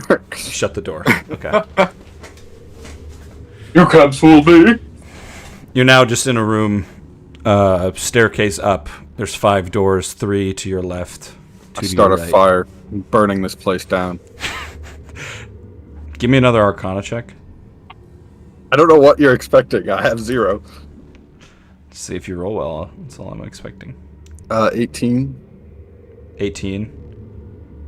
There is, for the first time, you sense a very strong magical energy coming from upstairs. It's unlike anything you felt before.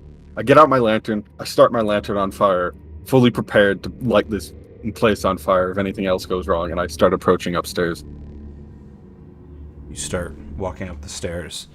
Now you can see the hallway leading down with this red carpet clearly leads into some kind of throne room. Before you get there, you can see 2 doors similar to the ones that you saw in the lab when you woke up from the Pandora's box. I open one of the doors, but do not walk through it. Okay. You open one. It opens up, and you can see sitting in a room by himself is Cock, just lying on the ground, slobber coming from down his mouth, eyes rolled into the back of his head. He just looks like he's fallen down onto the ground. I throw my bell at him. Your bell? I pull out my bell and just start ringing it like wake the f up. Like a lobby bell? No, I don't know. I just Ding, ding, ding, ding. Oh, like one of those that you just shake by itself? Yeah. Yeah. You throw it at him. No, I'm not throwing it. I'm just ringing it really loud. Okay, you start ringing it really loud. Okay. I do performance to see how well this works at waking him up. You can roll a performance roll, sure. 11. 11. You think you can see his eyes like moving around, but then they go back to being rolled into the back of his head. All right. I'm gonna persuasion yell at him. Wake the fuck up! And yeah, you can see on a pedestal in the middle of the room this purple box that you recognize from when you were what you had thought was woken up. I do just yell at him. Wake the fuck up. You scream out, "Wake the fuck up!" Persuasion. You can roll persuasion if you like. Yeah, see if it gets through to him. You never know. 22. Ooh. Okay. Oh, order. You can see his head like slouch to the other side, and his eyes move around again, and then they roll back into his head. All right, not trusting the magic of this place. I put my lantern away and the bell away. I get out my crowbar and fucking break the door off so it can't shut and activate its magic. Okay, sure. Yeah, just strength roll, I guess, to tear the door off of 13. hinges. All right, takes a while and it's pretty loud, but you manage to do it, and you just push the door to the side. I never figured out how to break this thing. That's probably something I should have figured out when I was in the fake pass. I try shooting this box now that I'm not like in a fake realm, see if that changes anything. Okay. Yeah, roll for attack. 19, I believe. Yep. All right. You shoot it. It falls off the pedestal. The blast goes around the room, just narrowly missing Cock as this happens. The box falls onto the ground. Okay. As that happens, in Cock's mind, as he walks through the waterfall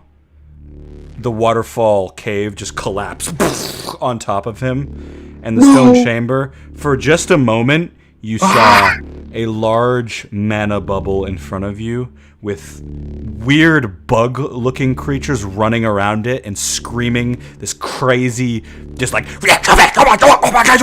out, and then suddenly the cave-in happens and your eyes open and you're suddenly in a metal room all around you. There's a doorway directly in front of you, just past a pedestal, and you can see Erebus standing in the doorway with a smoking blaster pointed towards the pedestal. Slobber all over your face. And you see the door just like... Oh Door god, just that on the dog's gonna floor. beat his ass. I need to deliver all the gifts to the boys and girls of the world. Oh no. He's gonna lose all his magical energy. You now realize as you stand up, you still have the cloak on, Cock. Oh no, he was real. He is gonna kick his ass. And yeah, Cock just has this suddenly has this cloak on. He's gonna beat his ass now! Ah! So it seems instead of rescuing me, I ended up rescuing Back you. from the dance recital. Oh yeah, I did find out where you were. Hi. You didn't find out where I was. I found out where you were. I mean, I found clear the on building where you were, and then you found me in the building where you were, where I was, where you were. I think Devan's across the hall, most likely. Let's go check that out. All right, sounds good. I Also, like Sam the other Clark door is off. gonna beat the shit out of a goblin. Yeah, we don't... Whatever. Also, he's gonna lose all his magical energy, but I have his cloak. Watch this billow. Yeah, it starts billowing. This large red cloak that is way too big for this turtle, but So it's you like a found wedding that cloak dress the way it strange? drapes behind him. So you have acquired a cloak of billowing. Oh, nice. Yeah, very fun. Yes, by the way, you may add that to your inventory. Hell yeah. I'll break the other door down. Alright, you walk over to the door. You want to break it down first or open it? Break it down first, I guess. Alright, you start working at the hinges. Give me another strength roll. If I get advantage with Cock's help, If he wants to help you, sure. I would like to. that's good, because I rolled a 3, which becomes 2. But I now rolled an 18, which becomes a 17. Not great at strength, guys. Good enough, I think. Hopefully. Okay. You tear the door off. This one, easier this time. Maybe the turtle is truly a strong man. As you look inside the room, this one's a little bit bigger. Looks like it could probably hold more people. You see 2 people inside. Actually, 3 people inside. You recognize one as Bruce Hackman, who's just stood up, drooling from the mouth. You also recognize a hooded tiefling woman that you saw in your dream.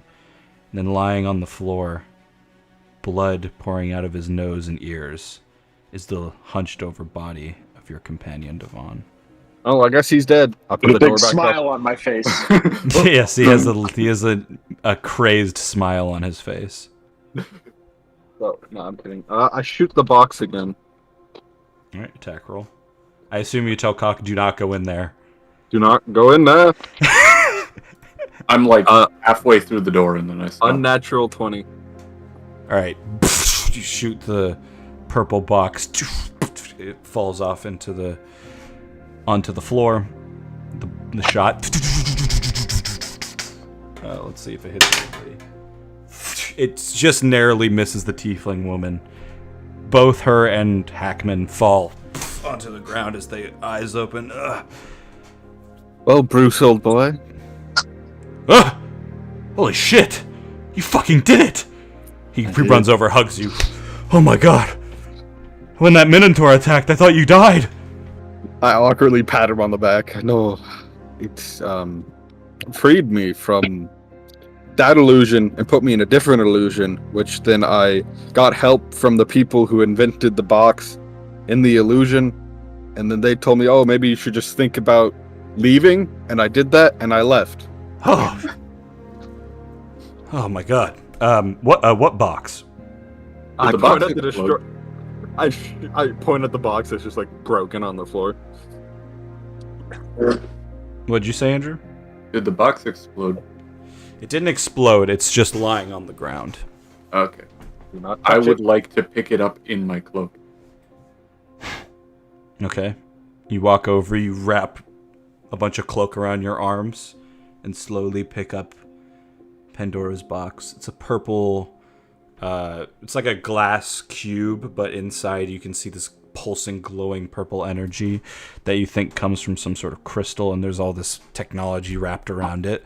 The hooded tiefling gets up, looks around, pulls the hood further down her face, and is just like, I suppose I should just go, and begins walking towards the door. You're welcome. $50. Price of free. I'm kidding. She runs. 50 bones! Actually free. No. You were freed by lucky accident. Have fun in life.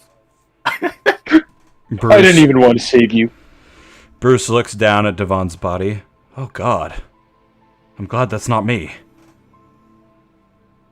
Am I awake now? You're not. Ah, shit. Fuck. Lay it on him. My cock? That's how you heal people, right? Yes. Yeah, I was making Yes. sure. I run over and drop cock. Alright. Put your penis down on him. Yes, sir. Who am I putting my penis on? Devon. Okay. Me! I'm enlightened. I'll Enlightened, delighted. I'll give him one cock and see if that wakes him up. Alright, you put the energy of 1 HP in him. He does not wake up. I checked to see if he has a heartbeat. Alright, you get down. Medicine check. 16. Put your hand on his chest.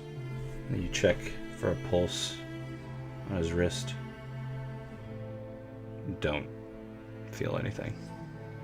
Oh, he's dead.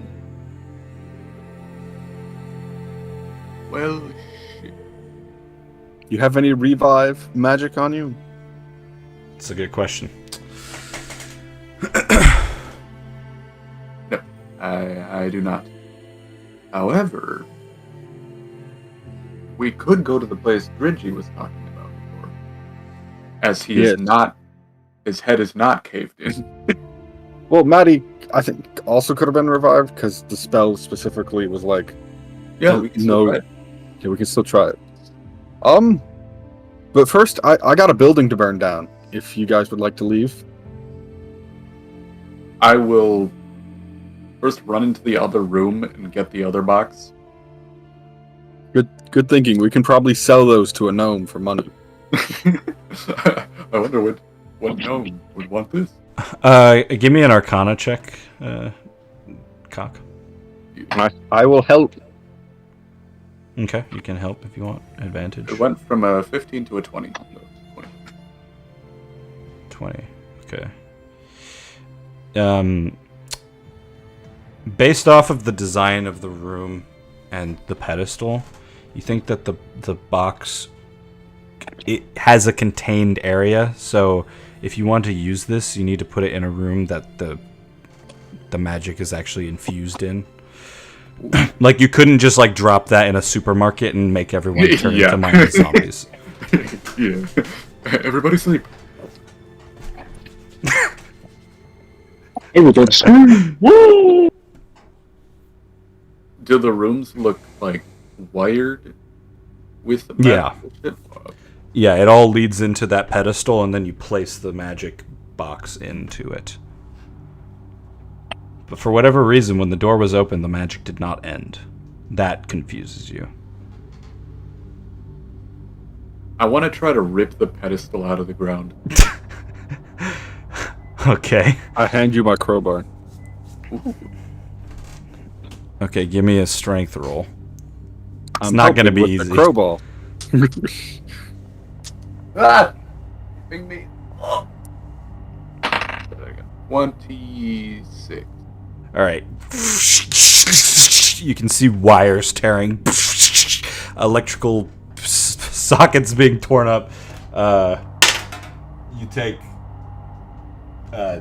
8 electricity damage as you're just like shaking from tearing this pedestal up. And as you completely rip it out of the ground, all the lights that were lit up on it just go out. Fantastic. I'll put the boxes in the cloak, in my backpack, and I will carry the pedestal out of the room. Like a boombox. Yes, sir. Okay. So I got the boom box and I hit the turbo bass. Boom. And what Who's gonna happened carry next Devan, was a total disgrace. I turned to Bruce. Bruce, you don't happen to be a chef, do you? What? No, I'm a PI. Private investigator. Yeah. How lovely. That didn't sound very genuine. No, it is. Oh, okay. You wouldn't happen to be strong, would you? I think you sick. I mean, if you want me to carry the guy's body, I can do it, but You want won't to be hold any- this pedestal instead, and I can carry the corpse? no, I'll take the body. Yeah. All right, He, sounds he good. leans over and starts picking up Devon's body, carrying him bridal style. Ugh, man, orcs are heavy. So the only other thing up here, right, was the throne room. Yeah. And there was no one sitting in the throne? You couldn't see that far into it. Oh yeah, I guess- I came here to kill Biwi as well. You came I here don't to think I kill sent that in my thumbs up that I sent Kiki. you. You came here to kill him? Yes, I was told to kill him because he killed everyone in the church. Alright, boy, let's do this. Okay, you can put the corpse down. It's going to take about a couple of minutes. Unless you want to go back to the ship, I will put the pedestal down. What? Oh, we're going to commit a homicide. Yes. Excuse us. Okay, what do you It's want me to do okay. with your friend? You can put him down, if or you- you can carry him Should back. I take him to a medical center? I don't know. If you would like to deliver him to the Bronze Phoenix down in Docking Bay E5, I'm just making this up because I don't... He's Yeah. dead as shit. Medical center is not going to help. Magical center might. Okay. If you meet a large tortoise, he can guide you to the ship. Listen, I got work to do. I can't just go to your ship. And, You can leave the body here and good luck on the rest of your life. I reach out and shake his Okay. hand. Yeah, he places Devon's body just slightly outside the hallway and shakes her hand. Hey, watch yourself, all right? If you Erebus. meet... watch yourself as well. If you happen on your daily journeys, if you meet a orc named Jamal or a human named Reinhardt, send them over here. We could use their help. Okay, I'll make sure to do that. Bye. I'm glad I was Stop able to showing help you. Did Jamal stay on the ship, or did he come in here with us? He How do I came know- with us, but he didn't enter the He building. was outside with Reinhardt. Okay. How is Cock not very confused that Erebus knows Jamal is here, even though at no point has it been mentioned to him? I was trying to save Xanthar Claw. I have more important things to worry about. I could smell him when I opened the door, I guess. All right, so you guys are gonna head off towards the throne room. Yep. Yes, sir. All right, and then that's where we're gonna end today's episode because that probably take a long time. Okay, that was a weird session.